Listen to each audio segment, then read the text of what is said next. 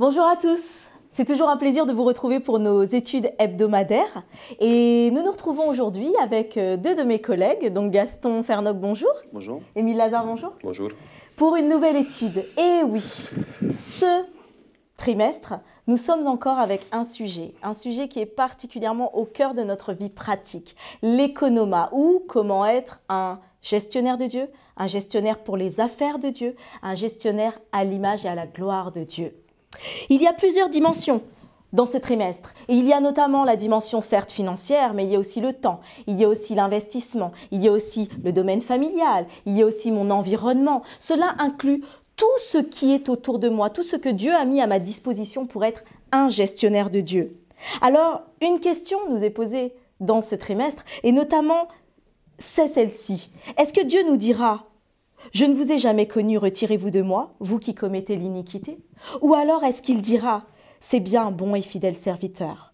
Tu as été fidèle en peu de choses, je te confierai beaucoup. Entre dans la joie de ton maître. » Ces questions doivent nous travailler afin que nous puissions savoir chaque jour comment nous nous mettons au service de Dieu. Mais avant d'aller plus loin et de commencer l'étude de notre semaine, je vais inviter le pasteur Lazare à prier avec nous. Seigneur, nous voulons te remercier pour la possibilité d'étudier de nouveau ta parole. Nous demandons ton Saint-Esprit pour nous éclairer, pour nous conduire, pour nous guider et pour nous transformer dans cette étude aujourd'hui. Au nom de Jésus, nous t'avons prié. Amen. Amen, amen, amen.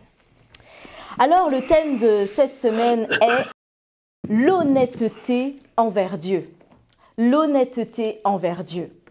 Et donc, une première question qui pourrait paraître simple, mais elle reste engageante et surtout très personnelle. Alors, merci messieurs de pouvoir partager ce que vous pourrez partager avec nous là maintenant. En tout cas, c'est surtout pour nous tous et internautes, que nous puissions être au clair, que nous puissions être authentiques. Pas que nous puissions nous regarder les uns les autres, mais surtout que nous puissions en tirer des leçons pour apprendre les uns des autres et nous tirer toujours vers le haut. Cette question est donc une question en 3. Vous est-il déjà arrivé de ne pas être honnête? Vous en êtes-vous rendu compte tout de suite? Et qu'avez-vous ressenti? Ok, c'est vraiment très personnel. Oui, bien entendu, puisque personne n'est parfait. Ouais. Je ne dirais pas le contraire. Néanmoins, la question, est-ce que je me suis rendu compte immédiatement? Je dirais, pour faire un jeu de mots, parfois, oui, si on est honnête, si on est honnête, justement, on n'a pas la conscience tranquille. Donc, on essaie effectivement de réparer son erreur. Mais parfois, on cherche à justifier aussi la malhonnêteté. Donc, ça prend un peu plus de temps à prendre conscience. Alors, je n'ai pas dit ça pour moi, mais oui, ça m'est déjà arrivé. Néanmoins, je peux affirmer que par l'action de l'Esprit de Dieu dans ma vie, il me permet de prendre conscience et de réparer l'erreur. Merci beaucoup. Merci beaucoup. Merci pour Je crois que chaque personne, à un moment donné dans sa vie, a été malhonnête dans certaines situations.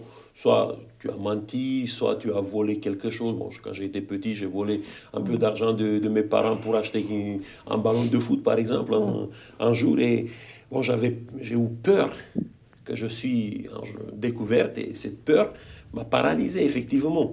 C'est vrai que le moment où j'ai été découverte, quand j'ai fait ça, vous ne pouvez pas vous imaginer combien de temps j'ai culpabilisé pour le fait d'être malhonnête. Et j'ai compris à ce moment-là que être honnête, c'est plus simple et plus libre que d'être malhonnête. Parce que pour quelqu'un qui devient malhonnête, ça, c'est une pression terrible qu'il doit supporter jour après jour, parce qu'il faut cacher le fait malhonnête. Et quand tu veux cacher le fait malhonnête, tu ajoutes encore à ton stress et la peur devient insupportable.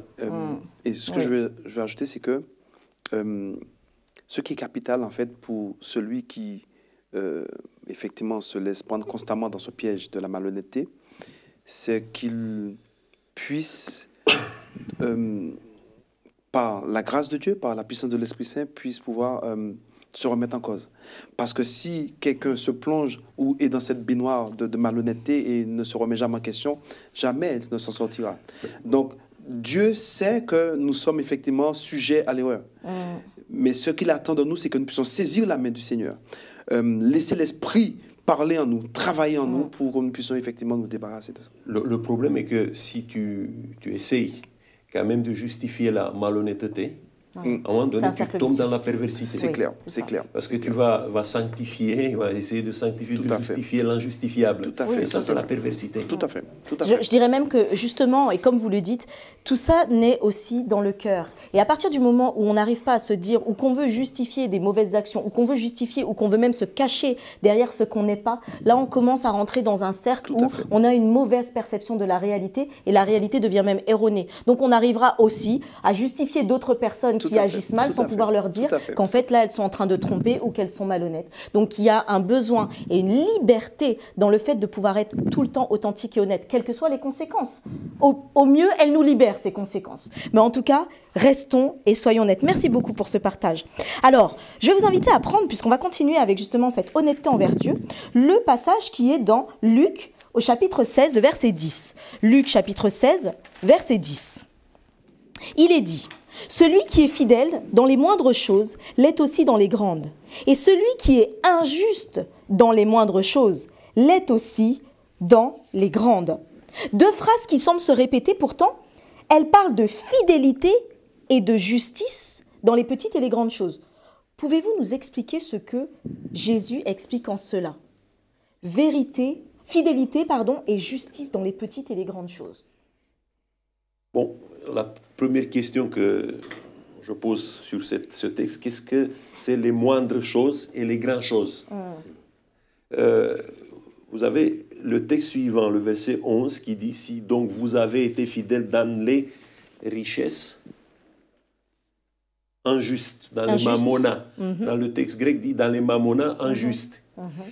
Donc, qui vous confiera les véritables? Bon, les petites choses du premier texte nous dit, il s'agit des mamona, il s'agit de la richesse matérielle que Dieu nous a donnée. Et si nous pouvons bien gérer ça, nous sommes fidèles dans la manière de gestionner, de gérer, d'utiliser la richesse matérielle, ça c'est un miroir de la richesse spirituelle qui est à nous. Parce que parfois, les gens, ils font une séparation totale. Il y a des gens qui croient d'être très spirituels, dans leur théologie, dans les doctrines, dans tout ça, mais ils peuvent se permettre d'être un peu injustes dans la gestion, dans la gestion des choses matérielles. Donc, il faut être très radical dans la gestion matérielle pour que nous pouvons être reconnus comme des gestionnaires des choses spirituelles. Parce que si tu n'es pas un bon gestionnaire dans les choses matérielles, les bénédictions matérielles que tu reçois, tu ne peux pas accéder aux bénédictions spirituelles. Tout à fait. Le texte aussi parle de fidélité et de justice. Le mot fidélité, c'est pistis, qu'on peut traduire par fidélité, bien sûr, mais croyance, foi. Et donc, d'ailleurs, j'aime bien Choua qui le traduit par adhérence. La foi, c'est l'adhésion au Christ. Donc, ici, la foi ou la fidélité dont il est question, d'après Jésus, a comme principe de mettre en exergue la justice. C'est-à-dire que lorsqu'on a la foi, lorsqu'on a adhéré au Christ, lorsqu'on a la foi de Jésus, eh bien, cette fidélité se traduit naturellement par une démonstration de la justice du Christ. Mais, par ailleurs, lorsque le texte dit également que ce qu'il est dans les petites ne le sera pas dans les grandes choses,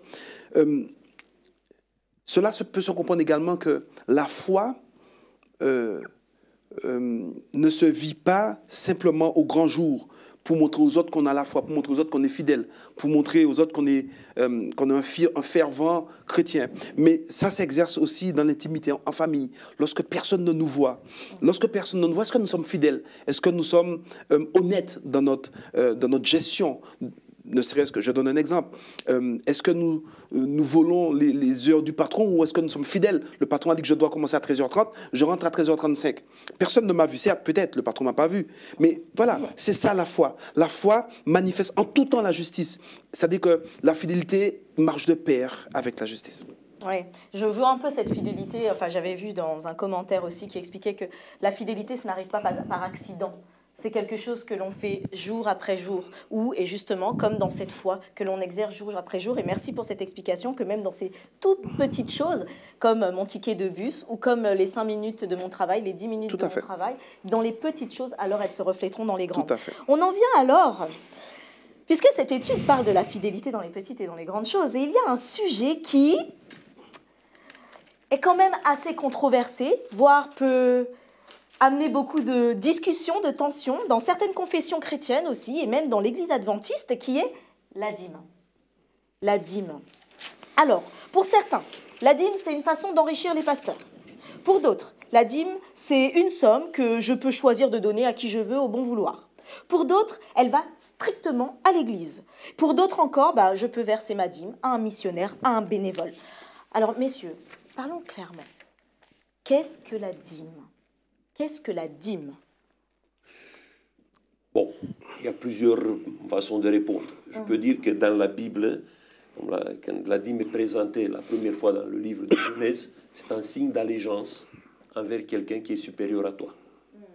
Donc, dans le cadre biblique, Dieu vient, offre à son peuple une alliance, où Dieu s'engage de faire quelque chose pour son peuple. Et il demande certains signes d'allégeance du peuple pour lui. Par exemple, il demande que le 7e jour soit dédié totalement au Seigneur. Il demande au peuple d'avoir un signe distinctif. Quand un bébé, un garçon naît, il y a la circoncision, qui est le signe dans la chair pour cette alliance. Mais il y a aussi un geste de générosité que le peuple devait faire envers Dieu, et c'était de prendre la 10e partie de tous leurs biens chaque année et d'offrir ça à Dieu. Et après, dans la Bible, nous dit, dans le livre des Nombres, nous dit que Dieu a donné cette partie, la dîme, a donné à un tribu du peuple d'Israël, les Lévites. Oui. Mais les Lévites, Nombre 18. Les Lévites n'ont pas reçu des possessions dans la terre promise. Ils n'ont pas reçu d'héritage. Il dit que les Lévites sont à la disposition, comme tribu, c'était un tribu, une partie du peuple qui était à la disposition de Dieu, et Dieu les a confiés l'administration de cette dîme. C'est ça que la Bible nous présente. Donc, pour moi, c'est un signe d'allégeance. Quand on entre dans une alliance avec Dieu, il faut avoir, d'abord, un signe d'allégeance dans le temple, avec ton temple. Il faut avoir une sorte de confession de foi visible à un moment donné. Dans le cadre du chrétien, c'est le baptême qui remplace la circoncision. Et la dîme, ça reste toujours comme un signe permanent d'allégeance, année après année, de ta fidélité envers Dieu. D'accord. Merci, c'est très clair. Le Lévitique, chapitre 27, verset 30, nous dit qu'effectivement, non seulement ça va dans le sens de l'allégeance, mais ça va aussi dans le sens où cette dîme appartient à Dieu.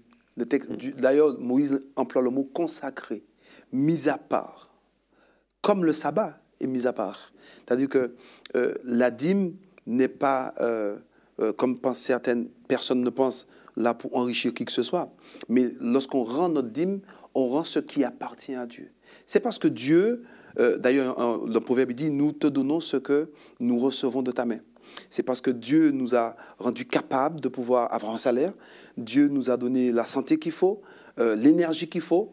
Eh bien, nous rendons à Dieu cette partie qui lui est consacrée. Ça veut dire que le fait que c'est consacré, c'est une partie qui est exclusivement réservée à Dieu. Et Dieu, comme tu dis à ce moment-là, l'utilise comme bon nous semble, c'est-à-dire pour le bien des Lévites qui n'avaient pas d'héritage en Israël. Voilà.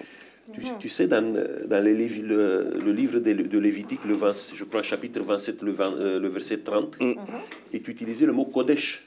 Et le mot Kodesh est utilisé pour le sanctuaire, tout à fait, pour le pays, pour le peuple et pour le sabbat. Pour le sabbat, tout à fait. Voilà. Donc la dîme est marquée avec ce mot, avec ce stigmate, on peut dire. Kodesh, ça veut dire c'est consacré, c'est totalement consacré à Dieu. Ça veut dire que toutes les fois où on cherche à faire autre chose avec la dîme, nous sommes en train de violer l'ordre de Dieu. c'est sacré. De même pour le sabbat. Le sabbat, c'est un jour sacré, un jour mis à part. D'accord. Pour un usage saint. D'accord. Cette dîme qui était donc pour les Lévites était consacrée pour l'œuvre en fait que Dieu avait donnée. Donc c'était comme on le disait, très important, allégeance à Dieu que de la rendre. C'est lui qui peut écrire le manuel d'utilisation pour la dîme. Oui. Et Dieu. Tout à fait. C'est réservé à lui de te dire voilà comment tu vas utiliser et comment tu vas faire pour la dîme. Tu n'as pas le droit de manipuler ça. Alors justement, attendez, parce que là, ça interpelle sur beaucoup de questions. On peut comprendre Malachie pourquoi il dit que Dieu va employer des mots forts. Vous me volez, vous me trompez. Oui. Et c'est pour ça que vous êtes frappés par la malédiction, parce que vous me volez dans la dîme et les offrandes. C'est vrai quand même que ça interpelle. Comment est-ce qu'on arrive, nous, créatures qui n'avons rien créé dans ce monde, parce qu'on peut innover, on peut reproduire, on peut essayer, mais à la base, expliquer comment une graine pousse et a une énergie pour donner en fait vie comme ça, on ne sait pas le faire. Comment nous, en fait, on arrive à pouvoir garder des choses qui appartiennent au Créateur, qui lui nous donne tout en profusion. Alors justement, on va venir à des petites questions, parce que ça éveille pas mal d'autres questions. Mais comme il y en a pas mal, donc je vais vous inviter à pouvoir être court dans vos réponses. Ce sera un quiz de vrai-faux, vrai-faux, d'accord? Alors, les internautes, je vous invite aussi, et nous vous invitons... Avec explication, bien sûr. Non, et vous mettez l'explication. Succinctement. Oui, voilà, succinctement. Vrai-faux, pourquoi? Les internautes, nous vous invitons à la maison aussi à pouvoir faire ce quiz, c'est-à-dire vous répondez en live et vous voyez si vous avez répondu la même chose que nos pasteurs aussi ici présentement. Alors, question 1. Je peux donner ma dîme à la fin de l'année avec ma prime de fin d'année, c'est-à-dire je reçois ma prime de fin d'année, j'ai un montant global et celle-ci, je dis voilà, ma prime de fin d'année, je l'ai donnée en dîme, sachant que je n'en ai pas donné pendant toute l'année. Vrai ou faux et pourquoi? Alors, c'est faux. Puisque même la prime, on doit enlever la dîme de la prime. Donc la dîme, c'est un dixième, 10% de son salaire de chaque mois. Donc celui qui attend sa prime de fin d'année pour donner sa dîme de toute l'année se trompe, puisque toute l'année, cette personne a reçu un salaire. Et donc, d'ailleurs, c'est ce que Dieu dit aux Israélites, chaque mois, effectivement, cette dîme. Parce que sinon, les Lévites, il aurait fallu attendre la fin de l'année pour manger, pour avoir quelque chose pour donner à leurs enfants. Et c'était des hommes mariés aussi, ils avaient des enfants. Donc voilà, ce n'est pas la vision de Dieu en ce qui concerne la dîme. C'est une célébration des bénédictions que tu reçois tous les jours. Tout à fait. Dans la Bible, ne nous dit pas que tu, maintenant, parce que tu donnes seulement la dîme, seulement du blé. Oui. Tu donnes tout le blé à Dieu pour le compte des fruits ou des figues. Oui, non, il fallait de chaque bénédiction que tu as reçue, quand tu reçois la bénédiction, tu donnes. Et même de la dîme, de la prime aussi. La prime doit être... La prime aussi, je pense que le mot allégeance est bien là. C'est-à-dire que si j'attends la fin du mois, la fin de l'année pour donner mon allégeance, non, c'est chaque mois dans ce que je reçois, plus en plus la prime de fin d'année. Merci. Question 2. Si je gagne 1115 € par mois, je dois verser exactement 111,50 € en dîme pour être honnête et rien de plus. Vrai ou faux? Et pourquoi? Bon, concernant la dîme, c'est vrai. Mais ça ne dit pas que ta générosité s'arrête avec la dîme. La dîme n'est pas une marque de générosité. La générosité commence après la dîme. La dîme, c'est un acte de fidélité. Oui. Mais ta générosité vient avec ce que tu donnes de toi. 9 parties que tu as gardées pour toi. Okay. C'est à ce moment-là que tu commences à voir qu'est-ce qui se passe avec le pauvre, avec le démuni, avec ton église. Parce qu'il ne faut pas oublier une chose. Parfois, les gens, ils disent, OK, je donne les dîmes, maintenant l'église doit se débrouiller avec ça. Oui, ce n'est pas vrai. Parce que si vous lisez dans la Bible, dans l'Exode, quand le temple, quand le sanctuaire a été fait par le tabernacle a été fait par Moïse, il y a une contribution égale pour le riche, pour le pauvre, que chaque personne du peuple devait donner pour le sanctuaire. C'était un quart de shekel. Oui. Donc ça, c'était une sorte d'assumer ma responsabilité pour la maison du Seigneur, qui n'entrait pas dans les dîmes. Merci. Donc oui, effectivement. Donc non, c'est en fait, oui, c'est vrai, mais je peux donner quand même plus. Je ne suis pas obligée de mettre à l'arrondi près. Je peux arrondir à plus. J'ai tout à fait le droit. Question 3. J'ai tout à fait le droit de donner ma dîme à mon frère, ma sœur, un ami ou un missionnaire qui fait une œuvre puissante pour Dieu. J'ai tout à fait le droit de donner à mon frère, ma sœur, un ami ou un missionnaire qui fait une œuvre puissante pour Dieu. Vrai ou faux? Pourquoi? C'est faux. Tout d'abord, je répète, la dîme appartient à Dieu, c'est consacré. Donc, il n'est pas appelé à donner la dîme à un frère ou une sœur ou à un missionnaire, quelqu'un qui se prétend missionnaire. L'Israélite devait ramener sa dîme au temple pour le bien, pour le fonctionnement. Et Paul va plus loin, il va dire que ne savez-vous pas, ceux qui remplissent ces fonctions sacrées du temple sont nourris par le temple. Et ceux qui prêchent l'évangile sont nourris. Donc la dîme, qu'on se garde de ne pas faire ce qu'on a envie de faire avec. C'est consacré. Néanmoins, effectivement, lorsqu'on lit Deutéronome chapitre 14, on voit qu'il y a une marque de générosité que Moïse met en évidence. Par exemple, au verset 28, il dit qu'au bout de 3 ans, effectivement, le peuple avait tout à fait le droit, effectivement, de prendre 10% de leurs biens pour pouvoir mettre à la disposition des pauvres, de la veuve et de l'orphelin. Donc, effectivement... Mais pas prise dans la première dîme. Voilà, pas prise dans cette dîme-là. La dîme donnée pour l'œuvre, pour le bien-être du temple, pour l'œuvre, pour les missionnaires, on ne doit pas le toucher. Néanmoins, Dieu invite le peuple à une générosité supplémentaire. Et c'est là qu'il parle, qu'il dit, après avoir donné cette dîme, effectivement, Dieu nous appelle à être généreux. Et donc, les Israélites, dans Deutéronome 14, 28, au bout de 3 ans, effectivement, chaque 3e année, ils devaient donner, ils prennent 10% de leurs biens, mettre au niveau dans leur porte pour que les pauvres, les orphelins puissent en bénéficier. Alors, est-ce que vous souhaiteriez rajouter quelque chose? Parce que là, on a les pauvres, les orphelins. Mais ce missionnaire, alors, si ce missionnaire, il est aussi un évangéliste, et s'il veut faire ses études de pasteur, s'il veut... est-ce que ça... vous dites bien donc que là, non, ça ne rentre pas dans la dîme consacrée à Dieu, c'est ça? Alors, l'Église adventiste a quand même un système bien organisé. Un missionnaire qui est mandaté, qui vient, il est mandaté par l'Église normalement. S'il est mandaté par l'Église, il est forcément rémunéré par l'Église. Mais si c'est un missionnaire indépendant qui, entre guillemets, se dit missionnaire, et puis bon, il est indépendant, il n'est pas mandaté, missionné par l'Église, ben, écoutez, on ne peut pas prendre ce que Dieu a prévu pour l'Église pour donner à quelqu'un. En plus de ça, on ne sait pas d'où il vient. Non, mais on a des missionnaires qui sont aussi des ministères indépendants aussi, qui travaillent avec l'Église. Donc, oui, mais on peut les aider. Mais alors, est-ce que c'est dans la dîme que je prends ça pour aider ces missionnaires? Non, pas dans la dîme. On peut aider pas des offrandes. Toutes sortes des gens avec des offrandes, avec une générosité, avec de notre générosité, pas de notre fidélité. D'accord. Parce qu'il y a la dîme tient de la fidélité. Ça veut dire que c'est Dieu qui nous dit, voilà, tu dois faire ça avec la dîme. Ça, c'est Dieu qui décide. C'est pas toi qui dois décider maintenant, en fonction, je ne sais pas sur quel critère. Sur quel critère tu décides à qui tu donnes la dîme? Oui, mais effectivement. Donc justement, ça nous amène en plus à la question suivante. Donc, enfin, si l'Église ou mon institution ne gère pas la dîme correctement, donc l'Église adventiste qui est bien organisée, ou une autre Église, ne gère pas la dîme correctement, je suis honnête envers Dieu de ne pas leur donner la dîme de Dieu. Vrai ou faux? Je crois qu'il faut s'intéresser concernant la gestion de la dîme. Il ne faut pas qu'on tire les conclusions avec des fake news. Donc, moi, je crois que la réponse, c'est plutôt faux à cette question. Pourquoi? Parce que dans la plupart des cas que je connais, il y a des gens qui arrivent à la conclusion que l'Église ne gère pas bien les dîmes, mais ils ne se sont jamais intéressés. Ils n'ont jamais réclamé ça. Tout à fait. Parce que dans l'Église adventiste, il y a quand même un contrôle à plusieurs niveaux. Donc, tu as le contrôle interne, mais tu as un contrôle externe du commissionnaire au compte.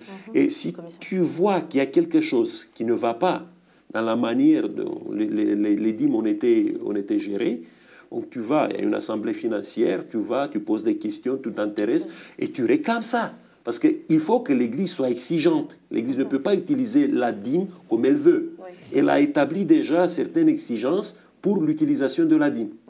Maintenant, si tu crois des fake news qui circulent à gauche, à droite, si tu vois peut-être ton pasteur qui s'est acheté peut-être une bonne voiture parce que son beau-père il a été généreux avec lui, et tu tires la conclusion que c'est ta dîme qui lui a acheté le Mercedes, bon, dans ce cas-là, si tu veux faire ça, tu peux faire, mais tu n'as pas bien...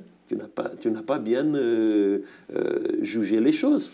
Et tu peux te trouver parfois... j'ai vu des gens qui refusent de donner les dîmes à l'Église. Ils donnent à toutes sortes des escrocs qui vient dans l'église, qui présente une belle image de leur travail missionnaire, entre guillemets, mais pratiquement, ils ne donnent jamais un rapport de ce qu'ils ont fait avec ton argent. Il y a des gens qui ramassent des milliers et des milliers d'argent parce qu'on a encore des gens crédules qui croient dans tous les fake news qui circulent. Donc, oui. Donc, alors, juste pour dire, c'est une très bonne question, continuer très à la question suivante. C'est une question d'actualité intéressante et je n'ignore pas que certaines personnes aujourd'hui sont dans ce cas-là. Ils se posent la question parce qu'ils n'ont plus confiance en ce qui concerne nos institutions. Alors, moi, je vais répondre par une déclaration d'Ellen White qui dit que on aura beau se plaindre de nos frères qui nous dirigent, cependant, de grâce, rendez à l'Éternel sa dîme. Dans ce cas-là, si on a un souci avec le pasteur, ben, rapprochez-vous de lui, discutez avec lui. Mais de grâce, n'attirons pas la malédiction sur nous. Ne gardons pas, ne faisons pas ce que nous voulons avec ce qui appartient à Dieu. Merci. Alors, les 3 dernières questions. Je ne gagne que 900 € par mois et j'ai 2 enfants, mon loyer, mon assurance, ma voiture. Je donne donc une offrande à Dieu. Mais Dieu comprend que je ne puisse pas donner la dîme. Vrai ou faux? C'est faux. Dieu ne comprend pas? Oui, allez-y. C'est faux parce que Émile a bien fait ressortir que c'est une fidélité. Le fait de dire qu'ici que je ne donne pas parce que j'ai ma voiture. Non, la première chose qui doit sortir de ces 900 €, c'est 90 €. C'est la 10e partie. Je te pose la question suivante. Voilà, je suis à la recherche d'un emploi. Bon, je n'ai pas beaucoup d'argent, je suis en train maintenant, il y a une pression qui est de plus en plus forte sur moi. Et moi, je trouve finalement quelqu'un qui veut me donner un emploi, mais à condition que je travaille le samedi. Qu'est-ce que tu me conseilles? À condition que tu travailles le samedi? Oui. Ben non. Voilà, je sors de la situation, je sors de la situation de pauvreté, mais si je travaille le samedi, est-ce que je fais ce compromis ou non? Moi, je le fais. C'est la même chose pour cette question. Tout à fait. Ok, je gagne peut-être pas 900 €, je gagne 500 €. Mais je peux vous dire une chose, les gens dans notre église qui gagnent peut-être le moins, ce sont peut-être les plus ceux fidèles. qui donnent les plus, qui sont les plus fidèles. Merci beaucoup. Absolument. Je donne ma dîme, donc je n'ai pas besoin de donner des offrandes. Vous en aviez parlé. Je donne ma dîme, donc je n'ai pas besoin de donner des offrandes. C'est faux. Bon, ça c'est faux. C'est déjà parce que voilà. si vous lisez dans l'Ancien Testament, il y a beaucoup des invitations que Dieu fait à son peuple pour être généreux. Il fallait tenir compte des pauvres. Il ne faut pas qu'on voit les pauvres comme une malédiction dans nos communautés, dans nos églises. Mais c'est une occasion de manifester encore en plus notre générosité. Il faut avoir l'attention sur les personnes les plus fragiles qui existent dans la société, les gens qui traversent des moments difficiles. Donc, il ne faut pas se limiter, quand on donne, quand on est généreux, il ne faut pas se limiter en disant, voilà, j'ai donné ma dîme, je n'aime pas le mot payer ma dîme. Oui. On rend Parce la qu'on dîme. ne paye pas la dîme. On ne paye pas la dîme, on rend la Donc, dîme. on fait le geste d'allégeance, de fidélité envers Dieu, et après, il faut nourrir notre générosité avec des offrandes, avec des dons, avec d'aide pour les autres. Juste pour dire succinctement, d'ailleurs, le texte le dit, vous me trompez dans la dîme et les offrandes. Oui, c'est vrai. Pas seulement la dîme, mais les offrandes. Et les offrandes aussi. Alors, je vais terminer avec une dernière question qui, rappelons-le, nos études sont surtout pour être très pratiques et pas seulement théoriques. Alors, comment, messieurs, si vous pouvez nous aider les internautes, comment être honnête avec Dieu chaque jour, chaque heure et même chaque seconde? Comment être honnête envers Dieu chaque jour, chaque heure, à chaque seconde? Parce qu'on a vu, ça inclut la dîme, mais ça inclut plein d'autres choses, comme vous disiez, les plus petites choses. Comment est-ce qu'on fait ça concrètement? L'honnêteté, je dirais, n'est pas naturelle en l'homme. Néanmoins, pour que cela puisse se traduire dans notre vie, il faut d'abord une véritable relation avec Jésus. Si nous voulons être honnêtes par nous-mêmes, nous allons nous lasser. Mais si nous voulons être honnêtes parce que nous sommes motivés, nous sommes galvanisés par l'action de l'Esprit, eh bien, ce sera pour nous un plaisir de le faire. Alors, à la question comment être honnête, moi je dirais, c'est d'abord garder un véritable contact avec Jésus, authentique. Et en ayant ce contact, cette relation profonde, intime, alors le Seigneur, par l'action de son Esprit en moi, me rend honnête. Et ce qui se traduit par une justice, par une fidélité. D'accord, merci. Bon, je crois qu'il faut être authentique. C'est ça, être honnête. Après, l'authenticité, il faut l'embellir. avec le caractère de Jésus. Amen. Il faut devenir authentiquement comme Jésus. Mais il ne faut pas être juste des imitateurs, des faux imitateurs de Jésus. Bon, dans ce cadre-là, il y a certaines choses qui prouvent notre honnêteté, qui ne sont pas peut-être les signes antérieurs de l'honnêteté, mais qui doivent exister dans notre vie. La fidélité pour le sabbat. Il faut que nous l'avons dans notre vie si nous voulons être honnêtes. Il faut avoir aussi le courage de dire, voilà, par un geste public, de faire alliance avec Dieu, par le baptême. Et aussi, il faut intégrer ce signe, ce geste de fidélité qu'est la dîme, qui est dans la Bible, assis dans la même situation. Et j'aimerais dire que dans tout ce que vous dites là, il y a surtout un élément très important qui est de se dire que tout doit naître du cœur. Cette circoncision du cœur qui s'accroche à Christ va amener tout le reste de nos actions. Cette étude est tellement riche, il y a tellement de choses à dire et tellement de choses à partager maintenant que nous puissions surtout, à la maison, nous arrêter et nous dire mais où j'en suis avec ma fidélité avec Dieu, dans cette authenticité avec Dieu, dans cette relation avec Dieu, que je puisse même peut-être pointer tout ce que je fais ou je sais qui est malhonnête. Une habitude est difficile à arrêter comme ça, mais quand j'en prends conscience, je prends déjà le chemin de la direction pour être honnête envers Dieu. Que ce chemin soit le début d'un commencement nouveau dans l'authenticité et surtout accroché à l'exemple de Christ. Bonne semaine à tous.